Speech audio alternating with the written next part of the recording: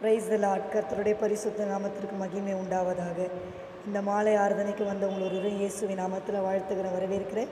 கர்த்தர் உங்களை ஆசீர்வதிப்பாராக. இன்றைக்கும் ஒரு வசனத்தை நாம் வாசிக்கலாம். சங்கீதம் 74:16. சங்கீதம் 74:16. பகலும் உம்முடையது, இரவும் உம்முடையது, தேவரீர் ஒளியையும் சூரியனையும் படைத்தீர். பகலும் உம்முடையது, இரவும் உம்முடையது, தேவரீர் ஒளியையும் சூரியனையும் படைத்தீர். கண்களை மூடி ஜெபிப்போம். அன்பின் நல்ல தெய்வமே, நீ வாசிக்கப்பட்ட வசனத்தை உடைய கருத்தில் ஒப்புக் கொடுக்குறப்பா. அடிமையை மறைத்து நீர் வெளிப்படுவீராக. இயேசுவின் நாமத்தில் பிதாவே, ஆமேன். இன்றைக்கும் கூட வாசிக்கப்பட்ட வேத வசனத்தின்படி பகலும் உம்முடையது, இரவும் உம்முடையது. பகலும் இரவும் அவருக்குரியதாகவே இருக்கிறது. தேவரீர் ஒளியையும் சூரியனையும் படைத்தீர். இருளையும் வெளிச்சத்தையும் உண்டாக்கினவர் கர்த்தராகிய இயேசு கிறிஸ்து என்று பார்க்கிறோம்.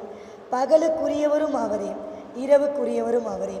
பூமியும் அது நிறைவும் அவருடையது என்று வேதத்தில் எழுதப்பட்டிருக்கிறது நாம் பார்க்கிறோம். வெள்ளியும் பொன்னும் அவருடையதாம். இந்த பூமியின் அது நிறைவும் அவருடையதாம். வானம் அவருக்கு சிங்காசனம், பூமி அவருக்கு பாதப்படியாக இருக்கிறது. சகலமும் அவருடையதாகவே இருக்கிறது. நமக்கு இருக்கிற இந்த ஜீவனுக்கு அதிபதி அவர் ஒருவரே. நம்முடைய சரீரத்துக்கு அதிகாரியும் அவர் ஒருவரே. நம்முடைய சரீரத்துக்கு உரிமையாளரும் அவர் ஒருவரே. ஏனால் அவரே நம்மை படைத்தார். அவரே நம்மை இது நாள் வரைக்கும் காத்து வருகிறார். நம்முடைய ஜீவனுக்கு அதிபதியாகி இயேசு கிறிஸ்துவே எல்லாவற்றையும் படைத்து எல்லாவற்றுக்கும் அதிகாரியாக இருக்கிறார். இன்றைய செய்தியின் தலைப்பு இரவும் பகலும். இரவும் பகலும் அவருடையது என்று வாசித்தோம். இந்த இரவும் பகலும் நாம் இன்றைக்கு என்ன செய்து கொண்டிருக்கிறோம்? பகலுக்குரியவரும் அவரே, இரவுக்குரியவரும் அவரே. பகலிலும் அவரை நாம் துதிக்க வேண்டும், இரவிலும் அவரை நாம் துதிக்க வேண்டும். ஒவ்வொரு நாளும் நாம் அவரை துதிக்கிறவர்களாய் காணப்பட வேண்டும். ஏனால் வேதம் சொல்லுகிறது, இந்த ஜனத்தை எனக்கென்று ஏற்படுத்தினேன், இவர்கள் என் துதியை சொல்லி வருவார்கள் என்று. நாம் அவராலே படைக்கப்பட்டு அவருடைய நாமத்தை துதிப்பதற்காகவே படைக்கப்பட்டவர்களாகவும் இருக்கிறோம். நாம் இன்றைக்கு இரவும் பகலும் என்ன செய்து கொண்டிருக்கிறோம்? எல்லாவற்றையும் செய்வதற்கு நமக்கு நேரங்களும் காலங்களும் சமயங்களும் இருக்கிறது. ஆனால் ஜெபிப்பதற்கும் வேதத்தை வாசிப்பதற்கும் கர்த்தரை துதிப்பதற்கும் மாத்திரமே நமக்கு சில வேளையில் நாம் நேரம் இல்லை, நாம் ரொம்ப பிஸியாக இருப்பதாக நாமே நினைத்து கொள்கிறோம். பிறரிடமும் அதையே நாம் கூறுகிறோம். ஆனால் எல்லாம் அவருக்கு வெளியரங்கமாக இருக்கிறது. நாம் என்ன செய்து கொண்டிருக்கிறோம், நாம் என்ன பண்ணி கொண்டிருக்கிறோம் என்பதையெல்லாம் அவர் அறிந்திருக்கிறார். நாமும் கூட இன்றைக்கு கர்த்தர் நம்மோடு பேசுகிறார். பகலுக்குரியவர்களாய் நாம் வாழ வேண்டும், பரவிலும் அவரை துதிக்க வேண்டும், இரவிலும் நாம் அவரை ஸ்தோத்தரிக்க வேண்டும். முதலாவது, இந்த இரவும் பகலும் நாம் என்ன செய்ய வேண்டும்? ஒரு 3 காரியங்களை சுருக்கமாய் தியானித்து நாம் கடந்து செல்வோம். இரவிலும் பகலிலும் நாம் இன்றைக்கு என்ன செய்து கொண்டிருக்கிறோம்? ஆனால் வேதம் என்ன சொல்லுகிறது? இரவும் பகலும் நாம் என்ன செய்ய வேண்டும்? முதலாவதாக சங்கீதம் 1:2. சங்கீதம் 1:2. கர்த்தருடைய வேதத்தில் பிரியமாயிருந்து இரவும் பகலும் அவருடைய வேதத்தில் தியானமாயிருக்கிற மனுஷன் பாக்கியவான். அவருடைய வேதத்தை நாம் தியானம் பண்ணுகிறவர்களாய் இருக்க வேண்டும். முதலாவதாக இரவும் பகலும் வேத தியானம் நமக்குள் இருக்க வேண்டும். இந்த வேதம் என்பது வானமும் பூமியும் அழிந்தாலும் அவருடைய வார்த்தைகள் அழியாது என்று எழுதப்பட்டிருக்கிறது. நாமும் கூட இரவும் பகலும் அவருடைய வேதத்தை வாசிக்கிறவர்களாகவும் அதை தியானிக்கிறவர்களாகவும் நாம் காணப்பட வேண்டும். அப்படி இருக்கிறவர்கள் வேதம் எதை சொல்லுகிறது? அவருடைய வேதத்தை தியானமாக இருக்கிற மனுஷன் பாக்கியவான் என்று சொல்லுகிறது. இரவும் பகலும் அவருடைய வேதத்தை நாம் வாசிக்கிறவர்களாக இருக்கும் பொழுது நாம் பாக்கியவான்களாய் திகழ முடியும். யோசுவா 1:8. யோசுவா 1:8. இந்த நியாயப்பிரமாண புஸ்தகம் உன் வாயை விட்டு பிரியாதிருப்பதாக, இதில் எழுதியிருக்கிறவைகளின் படியெல்லாம் நீ செய்ய கவனமாயிருக்கும்படி இரவும் பகலும் அதை தியானித்து கொண்டிருப்பாயாக. அப்பொழுது நீ உன் வழியை வாய்க்க பண்ணுவாய், அப்பொழுது புத்திமானாயும் நடந்து கொள்ளுவாய். இன்றைக்கு நாம் ஒவ்வொரு நாளும் அவருடைய வேதத்தை இரவிலும் பகலிலும் வாசித்து தியானம் பண்ணுகிறவர்களாய் தியானம் பண்ணுகிறவர்களாய் நாம் காணப்படும் பொழுது நம்மளுடைய வழியை நாம் வாய்க்க செய்ய முடியும். இன்றைக்கு அநேக காரியங்கள் நம்முடைய வாழ்க்கையிலே வாய்க்காமல் இருக்கிறது, சித்தி பெறாமல் இருக்கிறது. அந்த காரியங்களிலே ஜெயத்தை நாம் பெற முடியாமல் அநேக வருடங்களும் காலங்களும் உருடோடி கொண்டிருக்கிறது. ஆனால் எப்பொழுது நம்முடைய காரியங்கள் வாய்க்கும் என்றால் கர்த்தருடைய வேதத்தை தியானித்து அதை வாசித்து அதன்படி நாம் கை கொண்டு நடக்கிறவர்களாய் இருக்கும் பொழுது நம்முடைய காரியங்களை கர்த்தர் வாய்க்க செய்கிற தேவனாய் இருக்கிறார். அப்படி வாய்க்க செய்கிற தேவன் மாத்திரம் அல்லாது அப்பொழுது புத்திமானாயும் நடந்து கொள்ளுவாய் என்று வேதம் சொல்லுகிறது.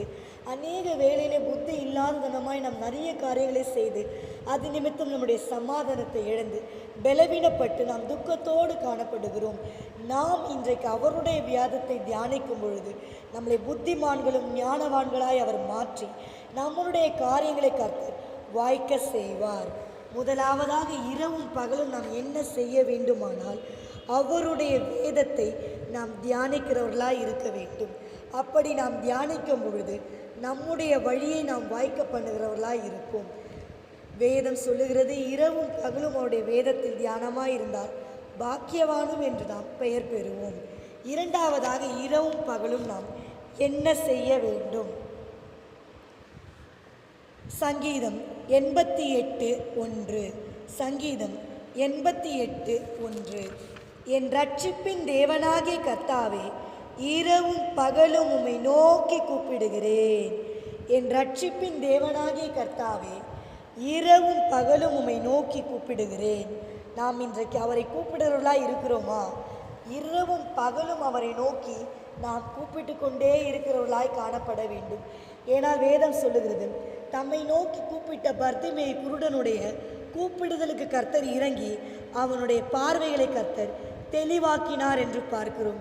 கூப்பிடுகிற சத்தத்திற்கு கர்த்தர் நின்று பதிலளிக்கிறவராய் இருக்கிறார். இன்றைக்கு எதை நாம் ஒவ்வொரு நாளும் இரவும் பகலும் கூப்பிட்டு கொண்டிருக்கிறோம். ஆனால் நாம் எதை நோக்கி கூப்பிட வேண்டும்? யாரை நோக்கி கூப்பிட வேண்டும் என்றால் கர்த்தராகிய இயேசு கிறிஸ்துவை நோக்கி நாம் கூப்பிடுகிறவர்களாய் காணப்பட வேண்டும். லூக்கா 18:7. லூக்கா 18:7. அந்தபடியே தேவன் தம்மை நோக்கி இரவும் பகலும் கூப்பிடுறவர்களாகிய தம்மால் தெரிந்து கொள்ளப்பட்டவர்களாகிய விஷயத்தில் நீடிய பொறுமை உள்ளவராயிருந்து அவர்களுக்கு நியாயம் செய்யாதிருப்பாரோ? இரவும் பகலும் அவரை நோக்கி நாம் கூப்பிடும் பொழுது நிச்சயமாகவே கர்த்தர் நமக்கு நியாயம் செய்கிற தேவனாய் இருக்கிறார். இன்றைக்கு எனக்கு நியாயம் கிடைக்கவில்லை என்று பல நாட்களாய் அழுது புலம்பிக் கொண்டிருக்கிறேன். எனக்கு அருமையான தேவ பிள்ளையே, அவரை நோக்கி கூப்பிட்டு கொண்டே இருக்கும் பொழுது அவர் நீதி உள்ள நியாயாதிபதி. அவர் நிச்சயம் நியாயம் செய்வார்.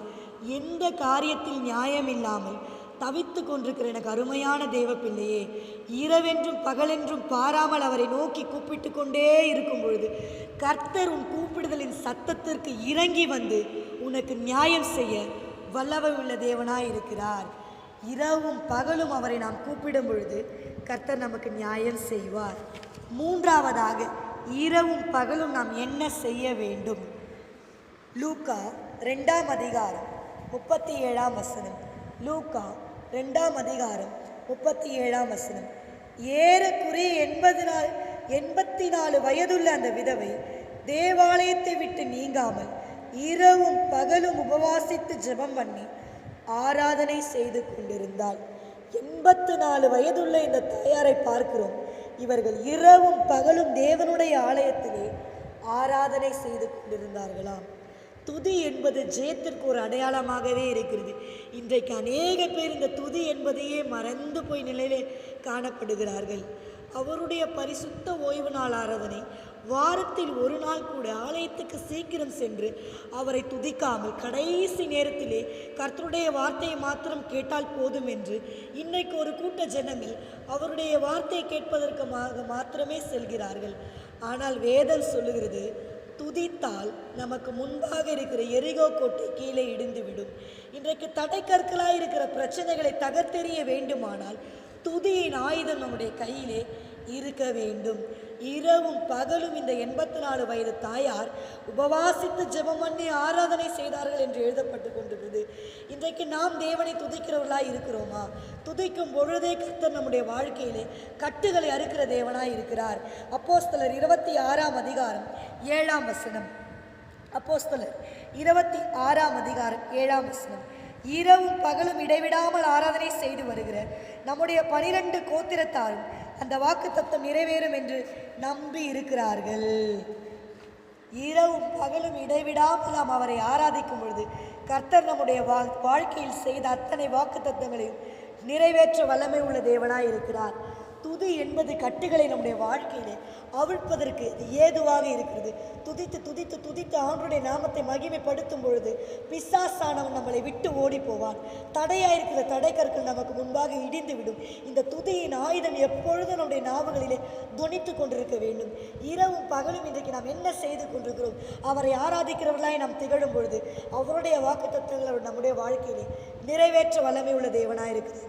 அப்போஸ்தலர் 16ஆம் அதிகாரம் 25, 26. நடு ராத்திரியிலே பவுலும் சீலாவும் ஜெபம் பண்ணி தேவனை துதித்து பாடினார்கள். காவலில் வைக்கப்பட்டவர்கள் அதை கேட்டுக்கொண்டிருந்தார்கள் என்று பார்க்கிறோம். சடுதியிலே சிறைசாலையின் அஸ்திபாரங்கள் அசையும்படியா பூமி மிகவும் அதிர்ந்தது. உடனே கதவுகள் திறவுண்டது. எல்லாருடைய கட்டுகளும் கழன்று போயிற்று என்று பார்க்கிறோம். நம்முடைய வாழ்க்கையிலே கர்த்தரை துதிக்கும் பொழுதுதான் நடு ராத்திரியிலே அடித்து தலைகீழாய் தொங்கிக் கொண்டிருக்கிற இந்த பவுலும் சீலாவும் கூட கர்த்தரை துதித்தார்களாம். இன்றைக்கு நாம் ஏன் கர்த்தரை துதிக்காமல் இருக்கிறோம்? அப்படி துதித்ததுனால தான் நடு இரவிலே அந்த கதவுகள் திறவுண்டது. எல்லாருடைய கட்டுகளும் கர்த்தர் அவிழ்த்தார் என்று பார்க்கிறோம். இன்றைக்கு நாமும் கூட பவுலும் சீலாவும் போல துதிக்கிறவர்களாக இருக்கும் பொழுது நம்முடைய வாசல்கள் அடைக்கப்பட்ட எல்லா வாசல்களையும் கர்த்தரே திறப்பார். சடுதியில் திறந்தது போல ஒரு வினாடியில் நமக்கு முன்பாக அடைக்கப்பட்ட அத்தனை வாசல்களையும் கர்த்தர் திறந்து எல்லா கட்டுகளையும் கர்த்தர் அவிழ்த்து சகலவிதமான ஆசீர்வாதத்தினாலும் கர்த்தர் நம்மை ஆசீர்வதிப்பார். ஆனால் நாம் செய்ய வேண்டிய ஒரு காரியம், கட்டுகள் அவிழ வேண்டும் என்றால், கதவுகள் திறக்க வேண்டும் என்றால், அடைப்பட்ட வாசல்கள் எல்லாம் கர்த்தர் ஆசீர்வாதத்தை கொண்டு வர வேண்டும் என்றால் அவரை துதித்து கொண்டே இருக்க வேண்டும். அன்னால் இந்த 84 வயது தாயாரை போலும் பவுல் சீலாவை போலும் நாம் துதிக்கிறவர்களாய் காணப்படும் பொழுது கர்த்தர் நம்முடைய கட்டுகளை அவிழ்க்கிறவராய் இருக்கிறார். கடைசியாக ஒரு வசனத்தை நாம் வாசிக்கலாம். ஏசாயா 27:3. ஏசாயா 27ஆம் அதிகாரம் 3ஆம் வசனம். கர்த்தராகிய நான் அதை காப்பாற்றி அடிக்கடிக்கதுக்கு தண்ணீர் பாய்ச்சி ஒருவரும் அதை சேதப்படுத்தாதபடிக்கு இரவும் பகலும் காத்து கொள்வேன். நாம் தியானித்தது போலவே இரவும் பகலும் அவருடைய வேதத்தை நாம் தியானிக்கிறவர்களாக இருக்க வேண்டும். இரவும் பகலும் நாம் அவருடைய சத்தத்திற்கு கீழ்ப்படிந்து அவரை கூப்பிடுகிறவர்களாய் நாம் காணப்பட வேண்டும். இரவும் பகலும் நாம் ஆராதனை செய்கிறவர்களாய் இருக்க வேண்டும். இரவும் பகலும் நாம் செய்ய வேண்டிய கர்த்தருக்குரிய காரியங்களை நாம் செய்யும் பொழுது அவர் நம்மை இரவும் பகலும் சேதமில்லாமல் காப்பாற்ற வல்லமை உள்ள தேவனாய் இருக்கிறார். முதலாவதாக பார்த்தோம், இரவும் பகலும் அவருடைய வேதத்தை நாம் தியானிக்கும் பொழுது அவர் நம்முடைய வழியை வாய்க்கப்படுவார். இரண்டாவதாக, இரவும் பகலும் அவரை நாம் நோக்கி கூப்பிடும் பொழுது கர்த்தர் நமக்கு நியாயம் செய்வார். மூன்றாவதாக, இரவும் பகலும் நாம் ஆராதனை செய்யும் பொழுது அவருடைய வாக்குத்தத்தங்களை அவர் நம்முடைய வாழ்க்கையில் நிறைவேற்றி எல்லா வாசல்களையும் கர்த்தர் நமக்கு திறந்து கட்டுகளை கர்த்தர் அவிழ்த்து நம்மை ஆசீர்வதிப்பார். கர்த்தர் தாமே ஒரு சேதமும் இல்லாமல் இரவும் பகலும் நம்மை காக்கிற தேவனாக இருக்கிறார். கர்த்தர் உங்களையும் உங்களுடைய குடும்பத்தையும் இரவும் பகலும் காப்பாற்றி ஆசீர்வதிப்பாராக. ஆமேன்.